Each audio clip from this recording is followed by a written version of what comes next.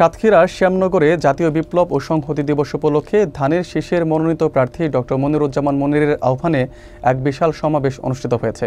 শনিবার বিকেলে শ্যামনগর বাসস্ট্যান্ড এলাকায় হাজারো নেতাকর্মী ও সমর্থকদের উপস্থিতিতে সমাবেশে মিলিত হন তারা। সভায় বক্তারা ঐক্যবদ্ধভাবে ধানের শীষের বিজয় নিশ্চিত করতে মাঠে কাজ করার অঙ্গীকার ব্যক্ত করেন।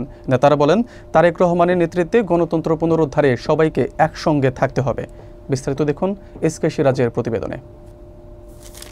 সাতক্ষীরার সুন্দরবন উপকূলীয় উপজেলা শ্যামনগরে জাতীয় বিপ্লব ও সংহতি দিবস উপলক্ষে আয়োজিত এক বিশাল সমাবেশে হাজারো নেতাকর্মী ও সাধারণ মানুষের ঢল নেমেছে।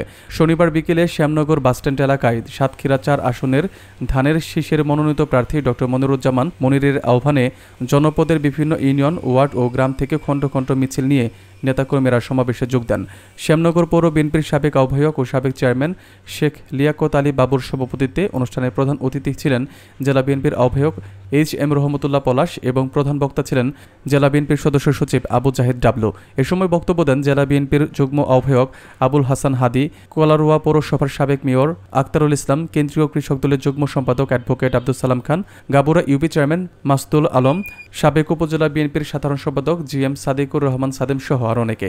বক্তারা বলেন, রাষ্ট্রনায়ক তারেক রহমানের হাতকে শক্তিশালী করতে সবাইকে ঐক্যবদ্ধভাবে কাজ করতে হবে। ডক্টর মনিরুজ্জামান জানান, ধানের শীষের বিজয় নিশ্চিত করতে হলে দলমত নির্বিশেষে মাঠে থেকে কাজ চালিয়ে যেতে হবে। অনুষ্ঠানটি সঞ্চালনা করেন জেলা বিএনপির সদস্য ও সাবেক আহ্বায়ক জি.এম. সুলাইমান কবির।